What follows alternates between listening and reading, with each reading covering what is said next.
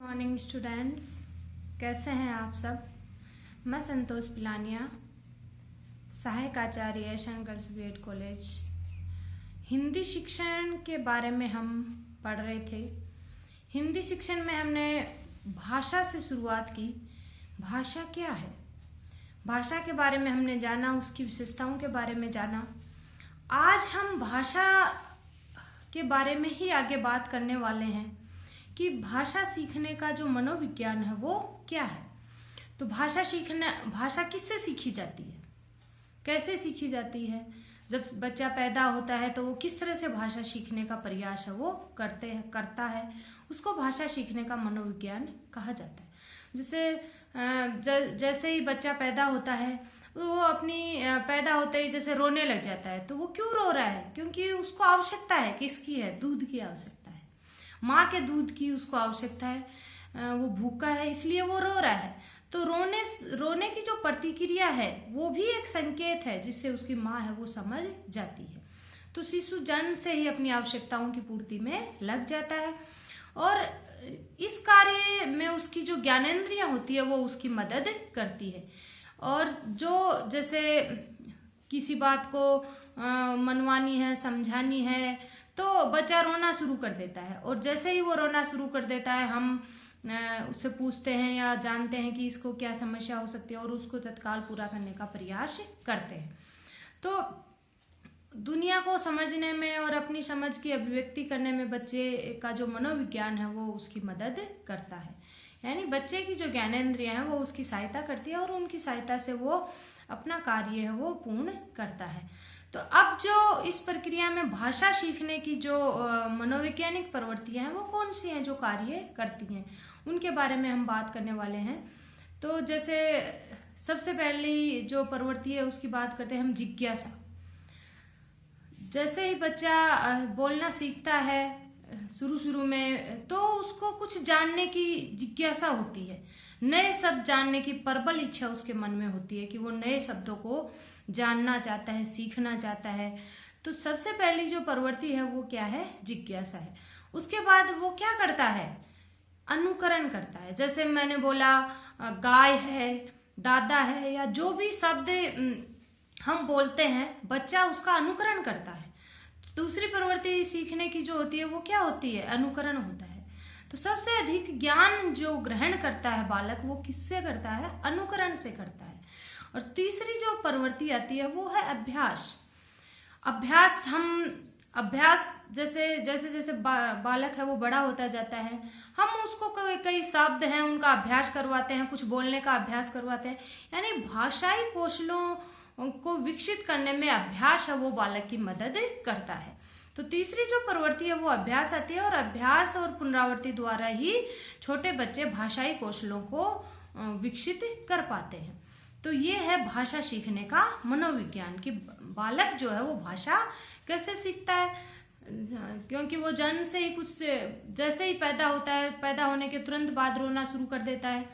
तो ये क्या है? शुरुआत से ही उसकी ज्ञानेंद्रियां हैं वो उसका साथ देना शुरू करती हैं और वो उसको भाषा को सीखने में उसकी मदद करती है। जैसे सबसे पहली जो प्रवृत्ति आती है भाषा सीखने में वो होती है जिज्ञासा, फिर अनुकरण, फिर अभ्यास। तो ये थी उसकी भाषा सीखने की प्रवृत्तियां।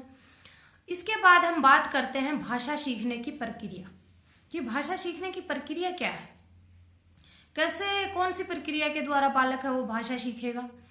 तो ये जो बात है हम हिंदी शिक्षण में इसलिए कर रहे हैं क्योंकि ये ही हमारा शिक्षण का विषय है। भाषा सीखने की जो प्रक्रिया है वो क्या है? तो भाषा सीखने की प्रक्रिया में बालक के मस्तिष्क में 4 प्रकार के बिंब बनते हैं। बालक के मस्तिष्क में कितने प्रकार के बिंब बनते हैं? 4 प्रकार के बिंब है वो बनते हैं भाषा सीखने की प्रक्रिया में। वो 4 बिंब कौन कौन से हैं? वो 4 बिंब है दृश्य बिंब, श्रुति बिंब, विचार बिंब और भाव बिंब। ये 4 जो हैं भाषा सीखने के जो बिंब है ये बालक के मस्तिष्क में बनने शुरू हो जाते हैं और ये बालक को भाषा सीखने में मदद करते हैं। तो पहला जो बिंब है वो दृश्य बिंब। दृश्य बिंब में क्या होता है? बालक है वो आंख द्वारा देखता है, और जानता है कि आंख द्वारा देखे जाने वाले पदार्थों के मस्तिष्क में बिंब बनते हैं। यानी बालक के मस्तिष्क में आंख द्वारा जब वो देखता है तो उन पदार्थों के बिंब है वो बनने लग जाते हैं। जैसे बच्चा घर में पैदा होता है, घर की जो वस्तुएं हैं धीरे धीरे वो बड़ा होता है, उसके बिंब उसके मस्तिष्क में बनने लग जाते हैं। तो पहला जो बिंब है वो है दृश्य बिंब। दृश्य बिंब के द्वारा वो सिर्फ देखता है, और वो क्या देखता है? घर की वस्तुएं देखता है, घर में क्या हो रहा है, क्या पड़ा, कहाँ पे क्या रखा है, कौन सी चीज कैसी है, इन सब के बिंब उसके मस्तिष्क में बनने शुरू हो जाते हैं। क्योंकि हम उसको कभी कुछ दिखाते हैं, कभी कुछ दिखाते हैं। बच्चा रोता होता है तो भी वो उस वस्तु को देखकर अचानक से चुप हो जाता है, क्योंकि उसके मस्तिष्क में उस वस्तु का बिंब है वो बनता है। फिर आता है श्रुति बिंब। यानी जैसे कोई आवाज होती है, कुछ गिरता है या कुछ, बच्चा अचानक से ऐसे हम देखते हैं कई बार अचानक से उछलना, ऐसे कुछ करना, तो ये क्या है? श्रुति बिंब, सुना है उसने। तो इसमें क्या होता है? श्रुति बिंब में क्या होता है?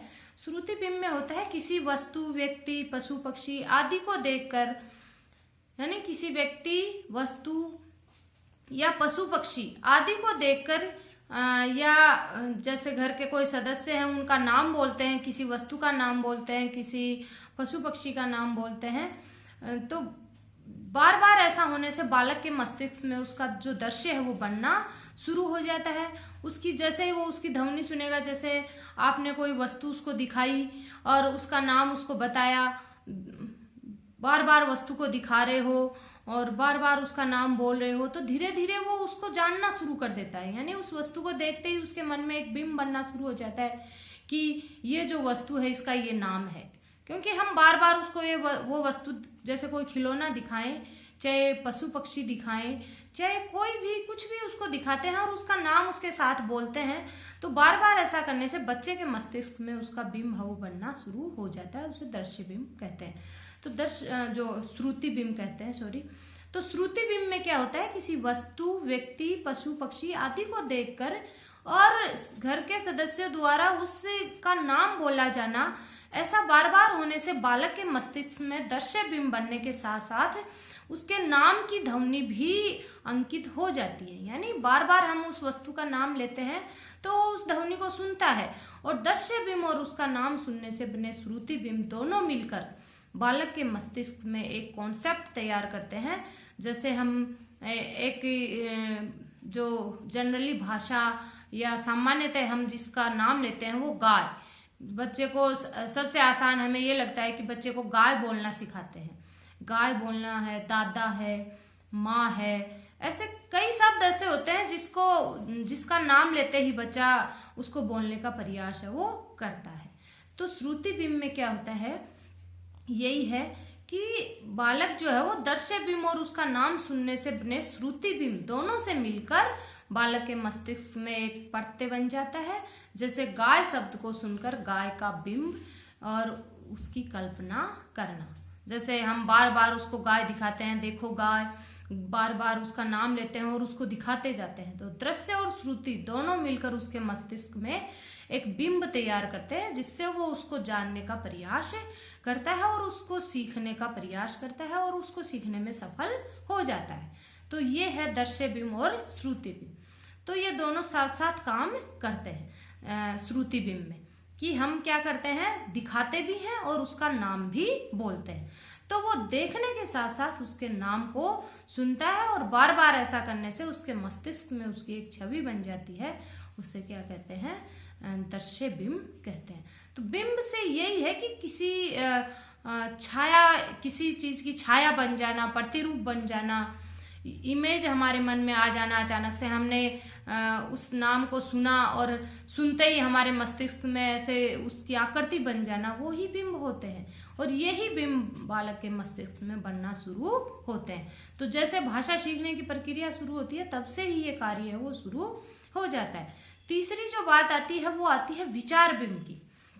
तो विचार बिंब में क्या होता है? विचार बिंब में होता है जैसे दृश्य बिंब और श्रुति बिंब से मिलकर बना हुआ जो पढ़ते हैं वो इतना दृढ़, यानी कॉन्सेप्ट इतना क्लियर हो जाता है कि वस्तु की अनुपस्थिति में भी विचार बिंब बनता है। चाहे वो वस्तु हमें दिखाई नहीं दे, लेकिन जैसे मैं आपको कहूँ कि गाय हमारी माता है या गाय दूध देती है, तो ये क्या है? ये विचार है। गाय दूध देती है तो हमारे मन में अचानक विचार आता है कि गाय दूध देती है, तो उसी का विचार जो है वो आ जाता है, क्योंकि दोनों से मिलकर क्या बना है? विचार बिंब बना है। तो दृश्य बिंब और श्रुति बिंब से मिलकर बना हुआ जो पढ़ते हैं वो, यानी जो कॉन्सेप्ट है वो इतना हमारे मन मस्तिष्क में क्लियर हो जाता है कि जैसे ही हम किसी काम का या कोई भी वाक्य हम बोलते हैं तो तुरंत उसका जो विचार है वो, यानी उस वस्तु की अनुपस्थिति में भी वो विचार बिंब हमारे मस्तिष्क में बन जाता है। यानी हमारे सामने वो वस्तु नहीं होती है, लेकिन फिर भी उसका विचार है वो हमारे मस्तिष्क में विद्यमान हो जाता है। ये होता है विचार बिंब। जैसे मैंने आपको बताया गाय दूध देती है, वो जैसे क्लासरूम में हम पढ़ा रहे हैं और मैं आपसे कह रही हूँ गाय दूध देती है, या बच्चे को हम कुछ कहीं घुमा रहे हैं और उसको कुछ कह रहे हैं, तो वो वहाँ पे उपस्थित थोड़ी है वो चीज़, यानी वो दृश्य वहाँ पे नहीं है, वो सिर्फ उसको अनुभव कर रहा है और उस अनुभव के आधार पर ही क्या बनते हैं? विचार बनते हैं। तो ये था विचार बिंब। फिर बात आती है भाव बिंब की। तो भाव बिंब, जो भाव बिंब है वो कैसे बनता है? भाव बिंब में जैसे हम बात करें, हमारे मन में अनेक भाव आना, भावों का उमड़ना घुमड़ना, ये सब किस में होते हैं? भाव बिंब में होते हैं। जैसे कुछ विचार उठा, हिलोर उठी और हम उसको क्या कर रहे हैं? हमारे मन में जो भाव है वो आ रहा है। तो भाव बिंब में क्या होता है? विचार बिंब की विकसित अवस्था ही भाव बिंब है। यानी विचार बिंब है उसकी विकसित अवस्था ही भाव बिंब है। विचार बिंब से मानसिक क्रिया होती है और भाव बिंब में व्यक्ति के हृदय का सहयोग होता है। जैसे गाय हमारी माता है, तो विचार बिंब में तो क्या होता है?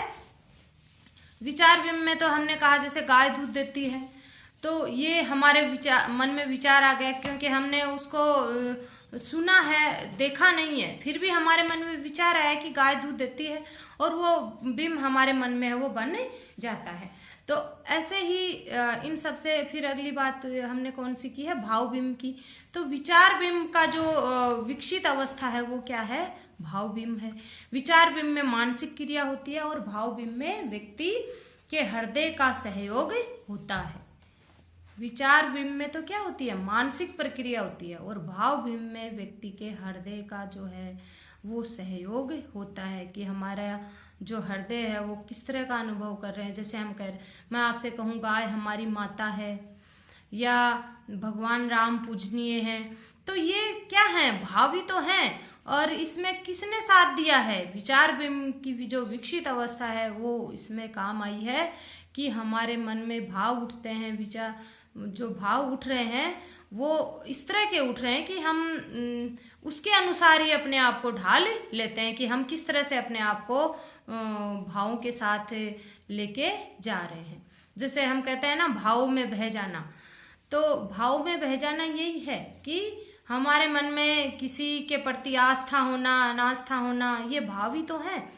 तो ये थे बिंब जो हमारे मस्तिष्क में बनते हैं, यानी बालक की भाषा सीखने में मदद करते हैं। चार बिंब हैं वो मदद करते हैं। तो ये एक दूसरे की विकसित अवस्था है। यानी सबसे पहले हम सबसे पहले देखते हैं, दृश्य जो है वो हमारे मन में आता है। तो बच्चा शुरू से देखना ही तो शुरू करता है, फिर वो तरह तरह की आवाज़ें हम निकालते हैं तो वो सुनने की तरफ ध्यान देना शुरू करता है। तो दृश्य और जो श्रुति बिंब है ये दोनों एक साथ काम करते हैं, फिर विचार काम करता है, और फिर भाव जो है वो इसका विचार का ही विकसित रूप क्या है? भाव बिंब है। तो मैं आपको इसके बारे में, भाषा सीखने के मनोविज्ञान के बारे में बताऊं